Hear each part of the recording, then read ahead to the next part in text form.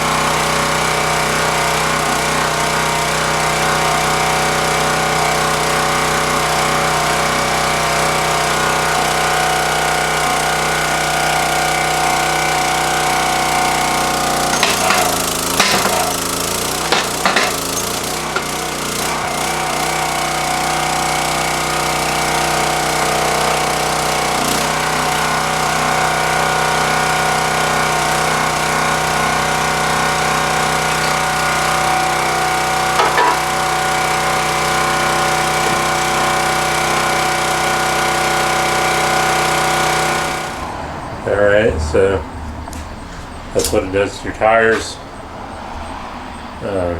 tires and rims when you throw them through your log splitter. That actually worked. I had my doubts. Some of them aluminum ones, even with the massive industrial crushers we had, they would still struggle. That aluminum's pretty tough. But as you can see, for those of you that are going to make comments saying, "Oh, I knew from the start that aluminum wheel was going to crack and splinter into 1,000 pieces." Well, yeah, I knew that too. My very first job out of high school, I actually ran a big industrial crusher at a junkyard, and that's what I did for about a year of my life, was just crush tires. So I knew very well that this thing was going to splinter and shatter into 1,000 pieces.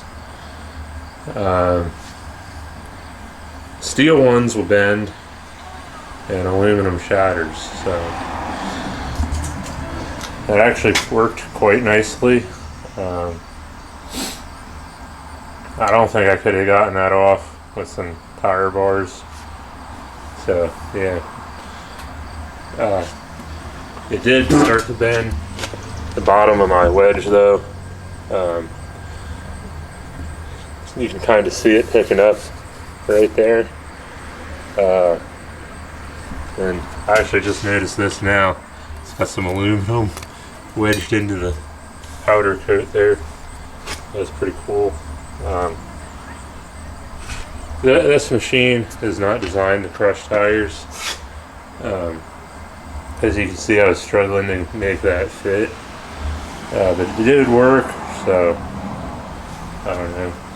I might run a few more of these through just to get them out of the way.